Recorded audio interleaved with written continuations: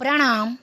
पाठ 5 सवाल बाल मन के जवाब अब्दुल कलाम के साक्षात्कार।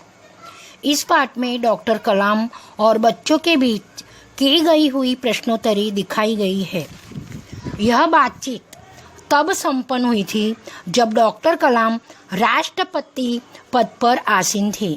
वे बच्चों की जिज्ञासाओं का तुरंत उत्तर देने के लिए तत्पर रहते थे। डॉक्टर कलाम बहुत ही सरल स्वभाव के व्यक्ति थे। बच्चों से उन्हें बहुत बड़ा लगाव था।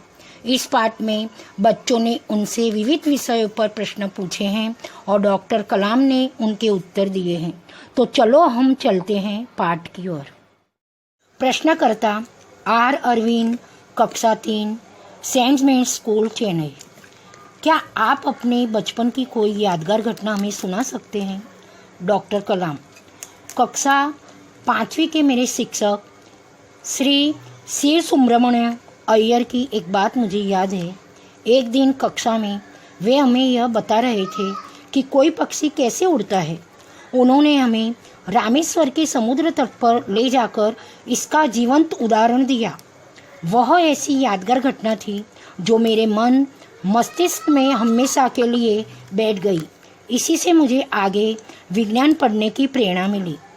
प्रश्नकर्ता सरयू मकर, कक्षा 5, वाल्मीकि नगर हिंदी माध्यमिक शाला, नागपुर। बचपन में हमें किस भाषा को प्रमुखता देनी चाहिए? डॉक्टर कलाम: मैंने स्वयं माध्यमिक शिक्षा तक की पढ़ाई अपनी मातृभाषा के माध्यम से पूरी की है।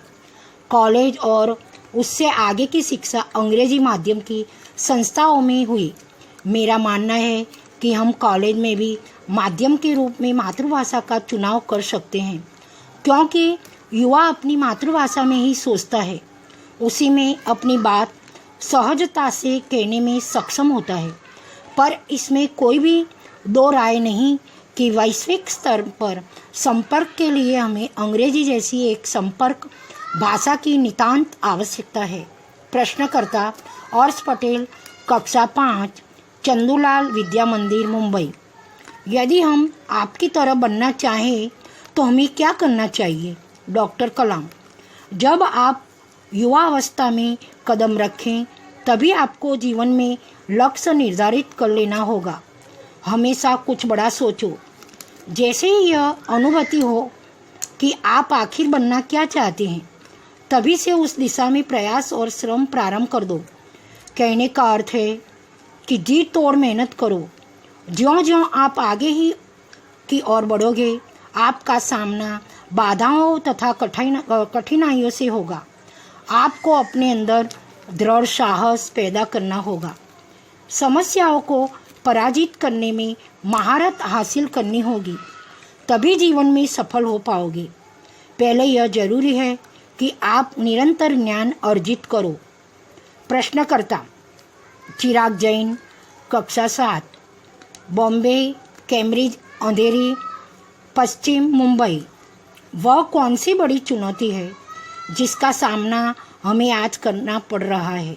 डॉक्टर कलाम: भारत को सन 2020 तक एक विकसित राष्ट्र के रूप में परिवर्तित करना और देश के 1 अरब से अधिक नागरिकों के चेहरों पर मुस्कान देखना, यही राष्ट्र के समक्ष सबसे बड़ी चुनौती है। प्रश्नकर्ता हर्ष चांडक, कक्षा 7, डॉक्टर एस राधाकृष्ण विद्यालय, मलाड, मुंबई। आपकी दृष्टि में साहस की परिभाषा क्या है? डॉक्टर कलाम: अपनी जान की परवाह किए बिना दूसरों को संकट या आपदा से बचाना ही साहस है।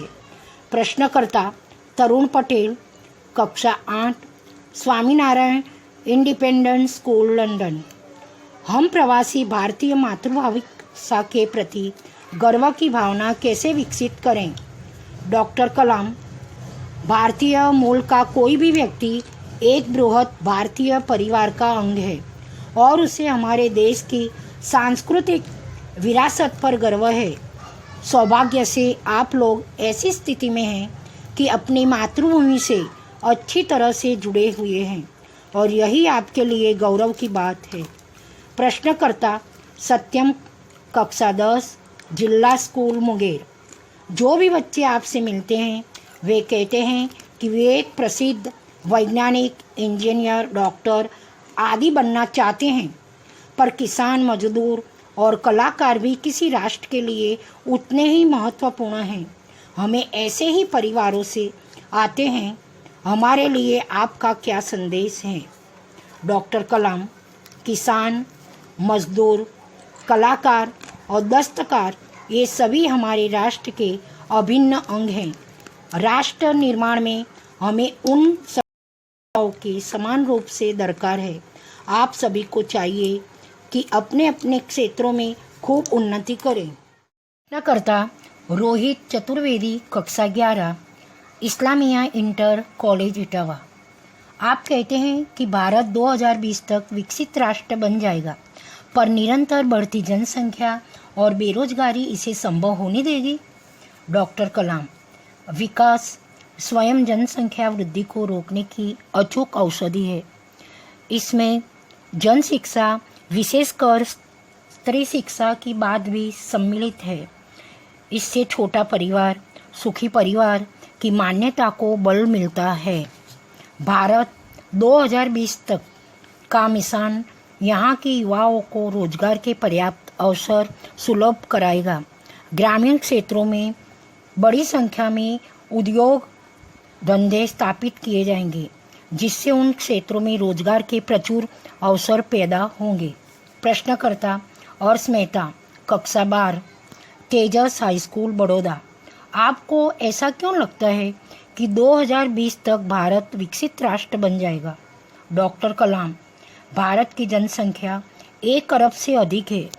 इसमें 54 करोड़ लोग 25 वर्ष के कम आयु के हैं। ये हमारी राष्ट्रीय शक्ति है।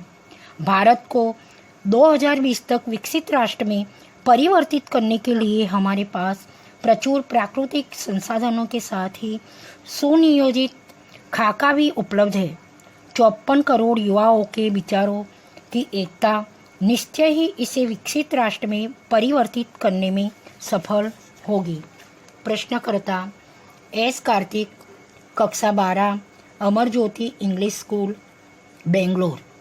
कई छात्रों के बड़े बड़े लक्ष्य होते हैं, पर आर्थिक तथा अन्य समस्याओं के कारण वे इन्हें प्राप्त नहीं कर पाते। वे अपना लक्ष्य आखिर कैसे प्राप्त करें? डॉक्टर कलाम, स्कूल में पढ़ाई में अच्छा प्रदर्शन करने पर छात्रवृत्ति प्राप्त होगी। साथ ही उच्च शिक्षा के लिए बैंकों से ऋण लेने हेतु पात्रता भी बनेगी। जीवन में ऊंचा लक्ष्य निर्धारित करने पर बाधाएं तो आती ही हैं। हमें कठोर परिश्रम और उत्कृष्ट कार्यों से इन्हें पराजित करना होगा। विघ्न, बाधाओं से व्यक्तियों को पराजित नहीं होना चाहिए। प्रश्नकर्ता मिथुन के, द्वितीय वर्ष, बी लेवल, AICT अमृतापुरी। भारत को विकसित राष्ट्र बनाने में राजनीतिज्ञों की क्या भूमिका होनी चाहिए? डॉक्टर कलाम, जिम्मेदार राजनीतिज्ञ दूरदर्शितापूर्ण नीतियाँ बनाता है। महात्मा गांधी ने निष्ठा के राजनीतिक सिद्धांत को सत्य, अहिंसा तथा निस्वार्थ भावना में ढालते हुए ब्रिटिश शासकों के विरुद्ध अपनी लड़ाई छेड़ी थी। वर्तमान राजनीतिज्ञों को अपने कठिन परिश्रम, उत्कृष्टता और पारदर्शी कार्यों से मार्गदर्शन देना होगा। साथ ही गरीबी रेखा से नीचे रह लगभग 26 करोड़ भारतीय के उत्थान के लिए भी कार्य करना होगा। प्रश्नकर्ता सी नंदिता सुबी, तृतीय वर्ष, MGR इंस्टीट्यूट, चेन्नई। रक्षा की दृष्टि से विजन 2020 का लक्ष्य पाने में महिलाओं की क्या भूमिका हो सकती है? डॉक्टर कलाम, विजन 2020 में रक्षा अनुप्रयोग के क्षेत्र की महत्वपूर्ण प्रौद्योगिकियों के विकास पर विचार किया गया है। राष्ट्रीय सुरक्षा की बात भी विजन 2020 का एक अभिन्न अंग है। सशस्त्र सेनाओं में नियुक्ति के लिए पुरुष और महिला के आधार पर कोई भेदभाव नहीं किया जाता। तीनों सेनाओं में पर्याप्त महिला अधिकारी नियुक्त हैं। राष्ट्रीय रक्षा क्षमताओं में वृद्धि के लिए महिलाएं उच्च स्तरीय स्मारक सेना बहुगुणक उपकरणों पर कार्य करके भी अपना सहयोग दे सकती है। प्रश्नकर्ता जोधपुर दौरे पर डॉक्टर कलाम से एक बच्चे द्वारा पूछा गया प्रश्न, क्या हम अति विशिष्ट व्यक्तियों के दौरे पर हो रहे अनावश्यक खर्चे कम नहीं कर सकते? डॉक्टर कलाम, तुमने इस मंच पर एक बड़ी सी कुर्सी देखी होगी। वह कुर्सी अब यहाँ पर नहीं है। ठीक ऐसे ही अनुत्पादक चीज़ों पर हो रहे अनावश्यक खर्च भविष्य में भी नहीं होंगे। यहाँ डॉक्टर कलाम और बच्चों के बीच की हुई प्रश्नोत्तरी समाप्त होती है। इसी के साथ हमारा यह पाठ यहाँ समाप्त होता है। इस पाठ में इन महत्व के मुद्दों पर प्रश्नोत्तरी हुई है। पहला, डॉक्टर कलाम के बचपन की घटना। जब डॉक्टर कलाम 5वीं कक्षा में थे, उनके एक शिक्षक श्री शिव सुब्रमण्य अय्यर विद्यार्थियों को रामेश्वर के समुद्र तट पर ले गए। वहाँ उन्होंने पक्षियों के उड़ने की क्रिया बताई। बालक कलाम इससे बहुत प्रभावित हुए।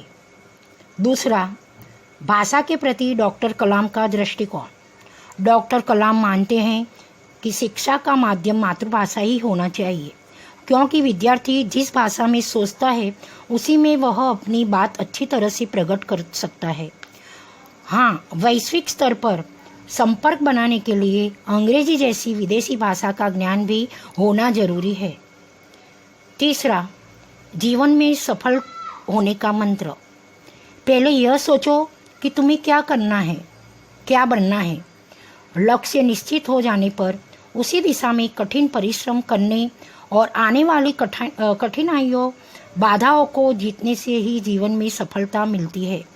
सामान्य आर्थिक स्थिति के बालक भी जी तोड़ परिश्रम करने और साहसपूर्वक आगे बढ़ने से बड़े व्यक्ति बन सकते हैं। चौथा, भारत के सामने सबसे बड़ी चुनौती। सन 2020 तक देश को एक विकसित राष्ट्र बनाकर अपने 1 अरब से अधिक नागरिकों को सुखी बनाने का काम ही आज हमारे सामने सबसे बड़ी चुनौती है। देश में पर्याप्त युवा शक्ति और पर्याप्त संसाधन होने से इस चुनौती का सामना करना कठिन नहीं है। पांचवा, बढ़ती जनसंख्या पर काबू और बेरोजगारी निवारण। डॉक्टर कलाम के अनुसार स्त्री शिक्षण का विस्तार, छोटा परिवार, सुखी परिवार की मान्यता और ग्रामीण क्षेत्रों में उद्योग धंधों की स्थापना से जनसंख्या पर काबू पाया जा सकेगा और बेरोजगारी भी दूर होगी। सेना में महिलाओं की बारहबारी। भारतीय सेना में पुरुषों और महिलाओं की नियुक्तियों में भेदभाव नहीं होना चाहिए। आज सेना में महिलाएं भी उच्च स्तरीय सेवा प्रदान कर रही। यहाँ अपना 5वां पाठ समाप्त होता है, जो आपको समझ में आया होगा। प्रणाम।